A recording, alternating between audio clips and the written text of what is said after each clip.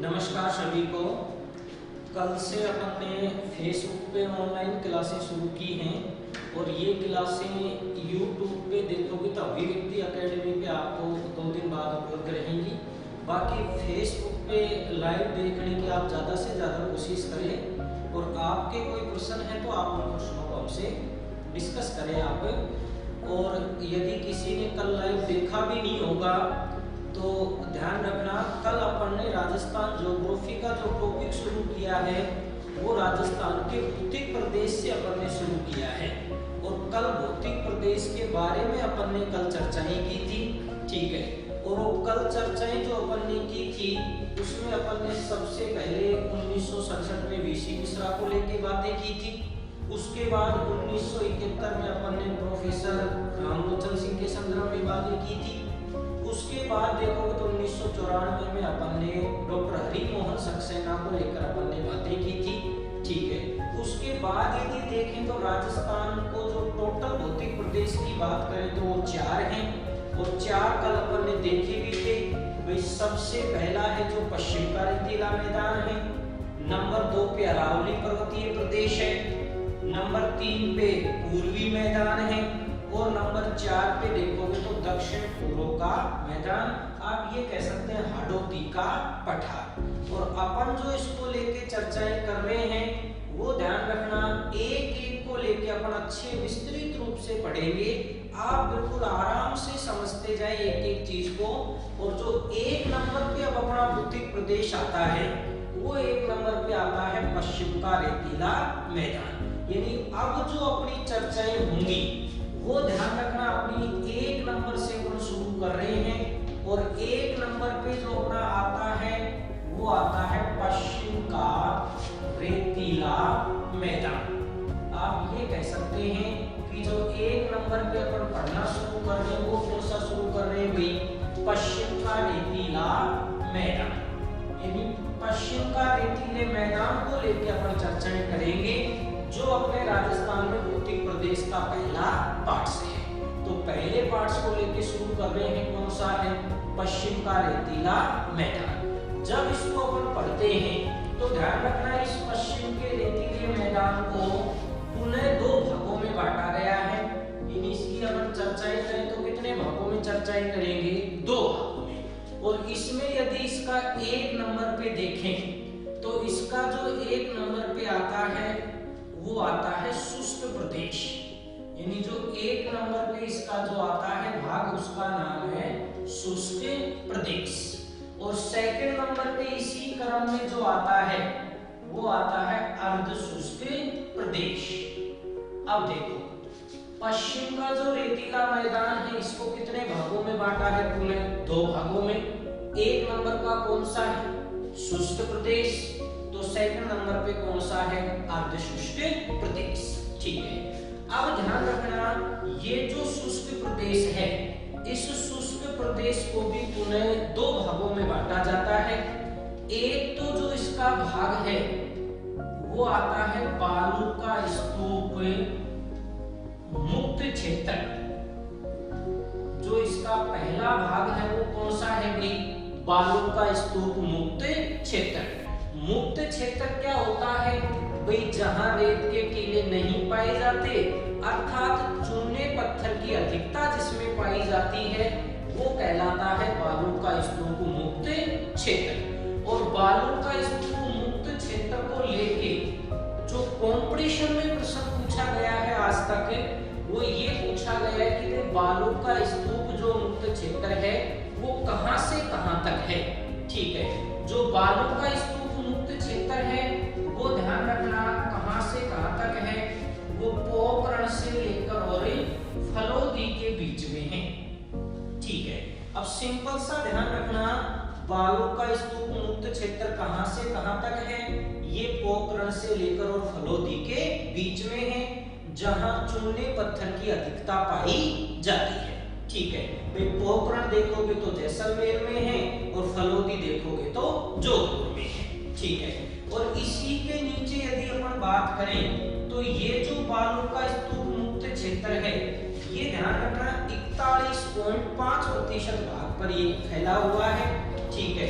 और इसका यदि कुल क्षेत्रफल की अपन बात करें तो 85,660 वर्ग किलोमीटर है। ये जो 85,660 वर्ग किलोमीटर है, ये ध्यान रखना कौन सा भाग है, बालू का स्तूप मुक्त क्षेत्र, जो पोखरण से फलोदी के बीच में है, 41.5% भाग पर फैला हुआ है, जो कि 85,660 वर्ग किलोमीटर का एरिया घेरा हुआ है। ठीक है। उसके बाद जो शुष्क प्रदेश का जो दूसरा भाग है, वो ध्यान रखना इसी क्रम में जो दूसरा भाग आता है वो आता है बालू का स्तूप युक्त क्षेत्र। अब देखो, यहाँ बालू का स्तूप मुक्त क्षेत्र है और यहाँ बालू का स्तूप युक्त क्षेत्र है, अर्थात वह क्षेत्र जहाँ रेत के टीले पाए जाते हैं। यदि इसकी अपन चर्चाएं करें तो आगे चल के अपन रेत के टीलों के प्रकार के बारे में चर्चाएं करेंगे, जो बालू का स्तूप युक्त क्षेत्र होगा। तो यहाँ से समझें, जो पश्चिम का रेतीला मैदान है उसका पहला भाग है शुष्क प्रदेश, जिसको दो भागों में बांटा गया है, बालू का स्तूप मुक्त क्षेत्र और बालू का स्तूप युक्त क्षेत्र। जो मुक्त है वो पोखरण से लेकर और फलोदी के बीच में है। ठीक है। उसी क्रम में यदि अपन आगे चलें तो सेकंड नंबर पे कौन सा आता है, अर्ध शुष्क प्रदेश आता है।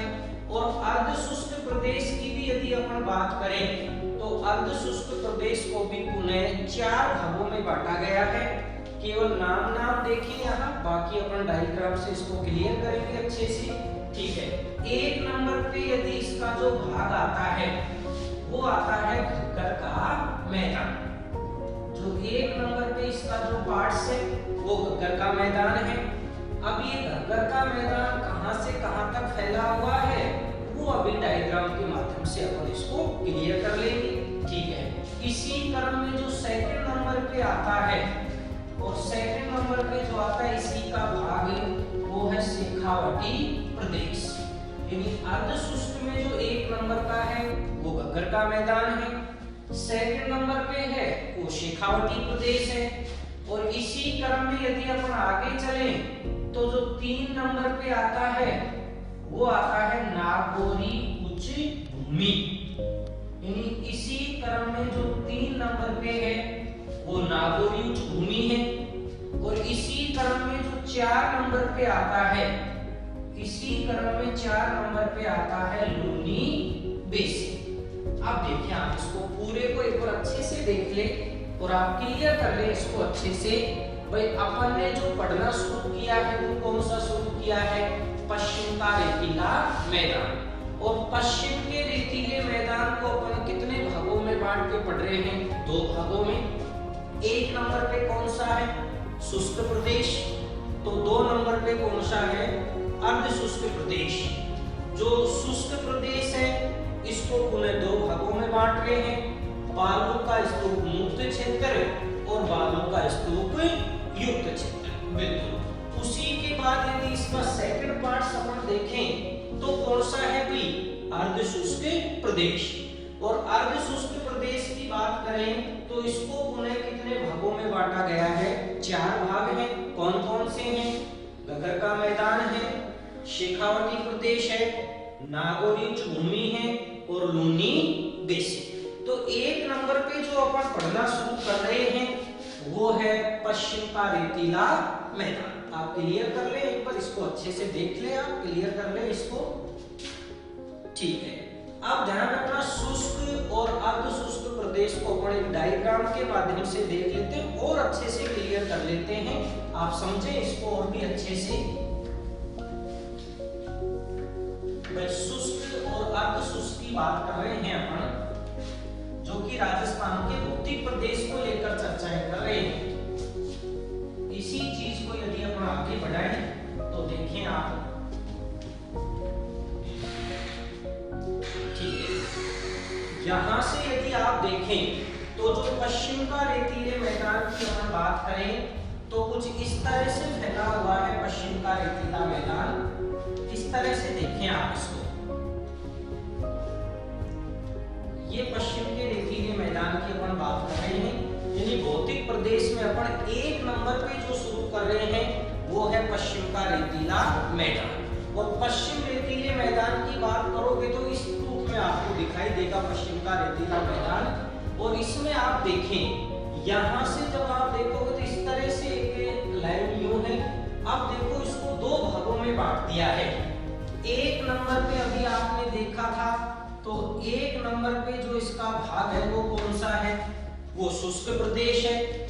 और इसी क्रम में अपन ने अभी 2 नंबर पे इसको बांटा था, ये कौन सा है भाई, अर्ध शुष्क। और जो शुष्क और अर्ध शुष्क को जो 2 भागों में बांटती है उस लाइन का नाम है 25 सेंटीमीटर समवर्षा रेखा।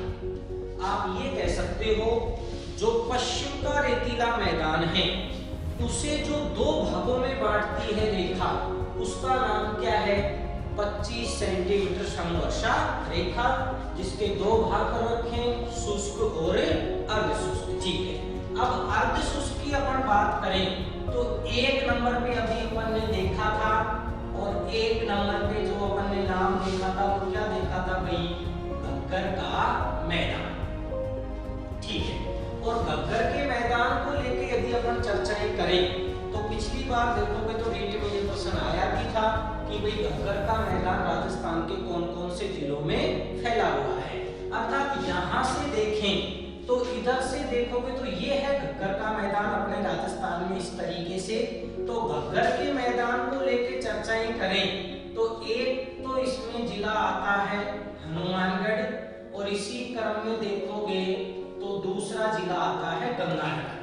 आप ये कह सकते हो भाई घग्गर का मैदान कितने जिलों में है, 2 जिलों में। कौन कौन से हैं, हनुमानगढ़ और गंगानगर। ठीक है, इसी क्रम में 2 नंबर पे जब अपन चले आगे तो यहाँ देखोगे तो एक क्षेत्र आता है, और उस क्षेत्र का नाम क्या है भाई, शेखावाटी प्रदेश। यानी यहाँ देखोगे तो इस भाग का जो नाम दिया है वो नाम दिया है शेखावाटी प्रदेश। और शेखावाटी प्रदेश को लेकर अपन चर्चाएं करें कि भाई शेखावाटी प्रदेश कौन कौन से जिलों में फैला हुआ है, तो देखें शेखावाटी प्रदेश की बात करें तो सीकर जिला आता है इसमें, तो सीकर के बाद एक झुंझुनू आता है, झुंझुनू के बाद देखोगे तो चूरू जिला आता है, और चूरू के बाद भी यदि आप देखें तो इसमें देखोगे तो नागौर का आंशिक भाग इसमें शामिल किया गया है। आप ये कह सकते हो 3 जिले पूर्ण रूप से शामिल हैं। कौन कौन से, सीकर, झुंझुनू, चूरू। जबकि नागौर का देखोगे तो आंशिक भाग, और आंशिक भाग को लेके भी यदि बात करें तो आप ये कह सकते हो नागौर का उत्तरी भाग इसमें शामिल किया गया है। तो 3 जिले पूर्ण रूप से हैं, सीकर, झुंझुनू, चूरू, नागौर का आंशिक भाग। लेकिन यदि कुछ पे लेके वही चर्चाएं करें उत्तर, दक्षिण, पूर्व, पश्चिम, तो फिर आपका राइट ऑप्शन होगा उत्तरी भाग। ठीक है, और इसी क्रम में यदि अपन देखें तो 3 नंबर पे जो इधर वाला भाग शामिल किया गया है वो शामिल किया गया है नागौरी उच्च भूमि। यानी ये जो भाग आता है वो नागौरी उच्च भूमि का आता है। और नागौरी उच्च भूमि को लेके भी अपन चर्चाएं करें तो नागौरी उच्च भूमि की बात करोगे तो इसमें केवल 2 जिले शामिल हैं। एक जो जिला है वो नागौर है, और एक इसमें जो जिला आता है वो अजमेर है। आप ये कह सकते हो भाई नागौरी उच्च भूमि को लेके बात करें तो 2 जिले आते हैं, एक नागौर है और एक अजमेर है। यहाँ से थोड़ा सा ध्यान से देखना, यहाँ से कंपटीशन में ज्यादा प्रश्न आए हैं। जो नागौरी उच्च भूमि है यहाँ आपने देखा होगा कोई फ्लोराइड की मात्रा अधिक पाई जाती है, इसी कारण यहाँ ध्यान रखना राजस्थान की क्या है भाई, कुबड़ पट्टी। जो राजस्थान की कुबड़ पट्टी है वो ध्यान रखना कौन से भाग में आती है, नागौरी उच्च भूमि। कौन कौन से 2 जिले हैं, नागौर और अजमेर। कौन सी पट्टी है यहाँ, कुबड़ पट्टी है। लेकिन कुबड़ पट्टी नाम ना दे तो फिर आप इसको ये कह सकते हैं कि यहाँ है राजस्थान की बांका पट्टी। जैसा कि अब की बार सेकंड ग्रेड में पूछा था, ऊबड़ पट्टी ना देके क्या दिया था भाई, बांका पट्टी। तो बांका पट्टी में भी राइट ऑप्शन होगा नागौर और अजमेर, ठीक है। लेकिन अगर ये शब्द भी ना दे तो ध्यान रखना एक तीसरा शब्द यहाँ यूज करता है, वो हॉन्च बेल्ट। यहाँ जो तीसरा शब्द देगा वो शब्द देगा हॉन्च बेल्ट। अब देखो, तीन में से जो कुछ भी शब्द हो, राजस्थान की ऊबड़ पट्टी हो, बांका पट्टी हो या हॉन्च बेल्ट हो, दोनों में, तीनों में राइट ऑप्शन क्या होगा भाई, नागौर व अजमेर। और इसमें भी यदि आपको फर्स्ट पैराइटी की बात करें तो राइट ऑप्शन क्या होगा भाई, नागौर। अगर नागौर नहीं है तो फिर आप राइट ऑप्शन क्या करें, अजमेर, ठीक है। उसी के बाद 4 नंबर पे आप जब देखते हो तो यहाँ आता है कौन सा भाई, लूनी बेसिन। और अभी आप देख रहे थे आर्द्र शुष्क को अपने 4 भागों में बांटा था। घग्गर का मैदान है, शेखावटी प्रदेश है, नागौरी भूमि है और इधर देखोगे तो लूनी बेसिन। पर एक चीज समझना आपने, जो लूनी नदी है वो राजस्थान के 6 जिलों में बहती है, लेकिन लूनी बेसिन की बात करोगे तो राजस्थान के 4 जिलों को शामिल किया है। क्योंकि लूनी नदी को देखोगे तो यहाँ से नागौर और अजमेर को नागौरी उच्च भूमि में शामिल किया गया है, ठीक है। और लूनी बेसिन को लेकर अपन चर्चाएं करें तो लूनी बेसिन में एक तो जो जिला आता है वो जिला आता है जोधपुर, उसके बाद जो जिला आता है इसमें वो है पाली, एक जो इसमें जिला आता है वो है जालौर और एक जो जिला आता है वो है बाड़मेर। आप ये कह सकते हो लूनी बेसिन को लेकर चर्चाएं करें तो लूनी बेसिन राजस्थान के 4 जिलों में है, जोधपुर, पाली, जालौर और बाड़मेर। और लूनी बेसिन को यदि अपन बात करें तो लूनी बेसिन को आप गोडवाड़ प्रदेश के नाम से भी जाना जाता है, जो राजस्थान का देखोगे तो पश्चिमी भाग आता है। यानी ये कह सकते हो कि भाई लूनी बेसिन को यदि गोडवाड़ प्रदेश भी कह दिया जाए तो कोई गलत नहीं है। और गोडवाड़ प्रदेश में जो राजस्थान का भाग शामिल है वो है राजस्थान का पश्चिमी क्षेत्र। तो अपन जो चर्चाएं कर रहे हैं वो 1 नंबर पे पश्चिम के रेतीले मैदान को लेकर चर्चाएं कर रहे हैं। अब देखो, पश्चिम के रेतीले मैदान की बात करें तो कितने भागों में बांटा है, 2 भागों में। शुष्क, जो आपने अभी पढ़ा था, बालू का स्तूप मुक्त क्षेत्र और बालू का स्तूप युक्त क्षेत्र, ठीक है। अर्ध शुष्क को लेकर चर्चाएं करें तो कितने भाग हैं, 4 हैं। घग्गर का मैदान जो हनुमानगढ़ और गंगानगर में है, शेखावटी प्रदेश जो सीकर, झुंझुनू, चूरू और नागौर का आंशिक भाग है जिसमें उत्तरी भाग को शामिल किया गया है। उसके बाद देखोगे तो नागौरी उच्च भूमि, और उच्च भूमि में आप देखते हो तो नागौर और अजमेर को शामिल किया गया है जहां फ्लोराइड की मात्रा अधिक पाई जाती है। और यहाँ देखते हो तो राजस्थान की ऊबड़ पट्टी है, बांका पट्टी है या हॉन्च बेल्ट को लेके बात करता है तो उसमें नागौरी उच्च भूमि अपना राइट ऑप्शन होता है, ठीक है। उसके बाद कौन सा है, लूनी बेसिन है। लूनी बेसिन में देखोगे तो 4 जिले हैं, कौन कौन से हैं, जोधपुर है, पाली है, जालोर है, बाड़मेर है। और इसी प्रदेश को अपन ने गोडवाड़ प्रदेश के नाम से लिखा है, जो लूनी बेसिन को गोडवाड़ प्रदेश के नाम से भी जाना जाता है, जिसमें राजस्थान के पश्चिमी भाग को शामिल किया गया है। आप एक बार क्लियर रूप से देख ले आप इसको अच्छे से, फिर उसके बाद अपन आगे चलते हैं। आप क्लियर रूप से देख ले एक बार अच्छे से।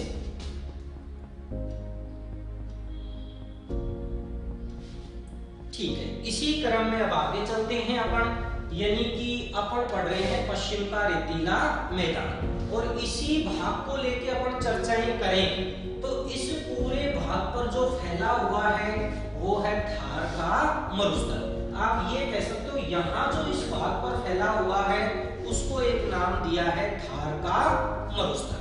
अब समझें आगे की चीजों को, एक बार मेरे साथ साथ और समझने की कोशिश करें। 2 भागों में बांटा है, शुष्क और अर्ध शुष्क।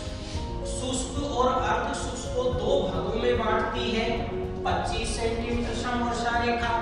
एक नंबर पे कौन सा है? घग्गर का मैदान।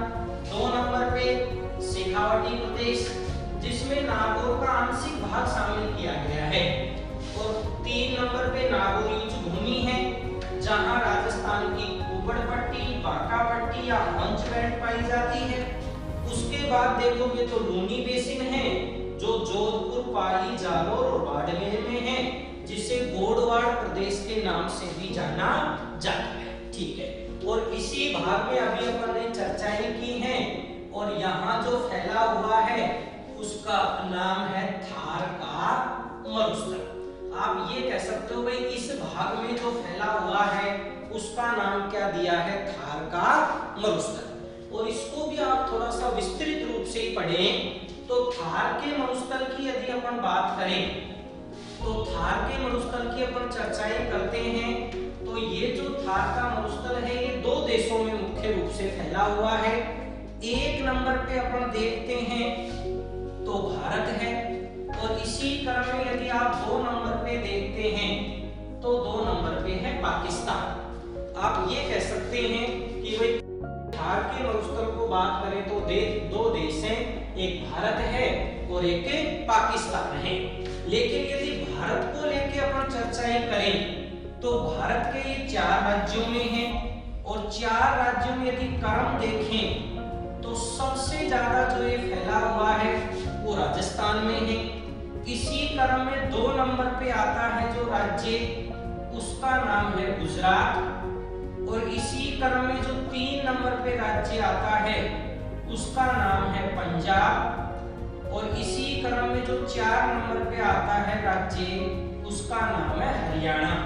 आप ये कह सकते हो कि क्रम से अपन देखें तो वही सबसे ज्यादा ये राजस्थान में है, उसके बाद गुजरात में है, फिर पंजाब है और फिर हरियाणा। यानी भारत के देखोगे तो ये 4 राज्यों में फैला हुआ है। ठीक है, और यही देखें तो पाकिस्तान में देखोगे तो केवल ये एक ही प्रांत में है, और उस प्रांत का नाम है सिंध प्रांत। भाई अपन यहाँ देखोगे तो इसको रेगिस्तान कहते हैं, लेकिन यदि पाकिस्तान में इसको आप देखोगे तो पाकिस्तान में थार के मरुस्थल को चोलिस्तान के नाम से जाना जाता है। वे राजस्थान में रेगिस्तान कहते हैं तो पाकिस्तान इसको चोलिस्तान के नाम से जाना जाता है। ठीक है, लेकिन अपन को ध्यान रखना किसके संदर्भ में पढ़ना है? अपन को राजस्थान के संदर्भ में पढ़ना है। और भी आप इसको भारत के संदर्भ में क्लियर करें तो आप ये स्थिति देखें भारत के संदर्भ में। भाई यहाँ आप देखते हो जो राज्य है वो राजस्थान है, यहाँ देखते हो जो राज्य है वो गुजरात है, यहाँ देखते हो तो पंजाब है, और यहाँ आप देखते हो तो राज्य है हरियाणा। यानी आप ये कह सकते हो कि ये जो थार का मरुस्थल है ये अपने भारत के उत्तर पश्चिम में फैला हुआ है, थार का मरुस्थल। और राजस्थान की दिशा को लेके बात करें तो राजस्थान के पश्चिम में है। गुजरात में देखोगे तो गुजरात के उत्तर में है, और पंजाब और हरियाणा दोनों की बात करोगे तो ये दक्षिण में है। आप ये कह सकते हो पश्चिमी राजस्थान, उत्तरी गुजरात और पंजाब और हरियाणा के दक्षिणी भाग में ये फैला हुआ है। लेकिन अपन को जो चर्चाएं करनी है वो किसके संदर्भ में करनी है? राजस्थान। आप ये कह सकते हो अपन को जो चर्चाएं करनी है थार के मरुस्थल को लेके वो ध्यान रखना किसके संदर्भ में करनी है? राजस्थान। और राजस्थान के संदर्भ में यदि आप चर्चाएं करते हैं तो राजस्थान में यदि थार के मरुस्थल के कुल क्षेत्रफल की बात करें, अब इस चीज को आप विशेष ध्यान रखें कि अपन केवल राजस्थान के संदर्भ में बात कर रहे हैं थार के मरुस्थल को लेके, तो इसका जो कुल क्षेत्रफल है अपने राजस्थान में वो इसका कुल क्षेत्रफल है 1,75,000 वर्ग किलोमीटर। यानी राजस्थान के कुल क्षेत्रफल के 1,75,000 वर्ग किलोमीटर पर फैला हुआ है थार का मरुस्थल। ठीक है, उसके बाद इसकी यदि आप देखें कुल लंबाई, तो कुल लंबाई इसकी अपने राजस्थान में है 640, और यदि आप इसकी देखें कुल चौड़ाई तो अपने राजस्थान इसकी चौड़ाई है 300 किलोमीटर। और इसी क्रम में यदि अपन बात करें राजस्थान के जिले, तो राजस्थान के टोटल ये 12 जिलों में फैला हुआ है।